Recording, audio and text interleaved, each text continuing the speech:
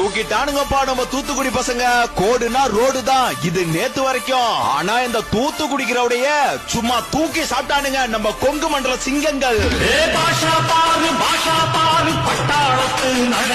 நம்மளோட எல்லா ரோட் ஷோவிலுமே பிரச்சாரம் நடக்கிற இடத்துல தான் கிரௌட் இருக்கும், இல்லைன்னா வர வழியில ஏதாவது ஒரு இடத்துல கிரௌட் இருக்கும். ஆனா இன்னைக்கு ரோட் ஷோவுல கோவை டு திருப்பூர் வர வரைக்கும் இன்ச்சு பை இன்ச்சா அவ்வளோ கிரௌடுங்க. சத்தியமா இது கனவா நனவான்னு இருந்துச்சு.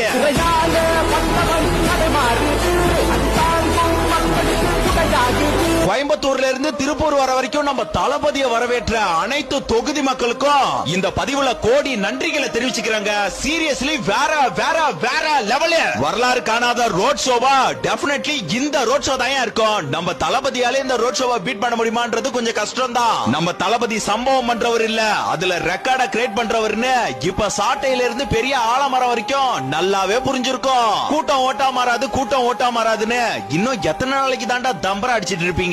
ஏண்டா பம்பர கட்ட மண்டையா, இது சாதாரண கூட்டம் இல்ல, சாம்ராஜ்யத்தை அமைக்க போற கூட்டம், சாதனையை படைக்க போற கூட்டம், சட்டமன்ற உறுப்பினர்களை உருவாக்க போற கூட்டம், ஸ்டாலின் அன்களை வீட்டுக்கு அனுப்ப போற கூட்டம். மொத்தத்துல இந்த கூட்டம் எங்க தமிழக வெற்றி கழகத்தோட கொண்டாட்டம்டா. மே 4 சம்பவம் உறுதி. சாதி மத பாகுபாடு இல்லாம நடக்கி சாத்தியமான வாக்குறுதிகளை மட்டும் முன்வைத்து தரமாக களம் காண்கிறார் எங்க தளபதி.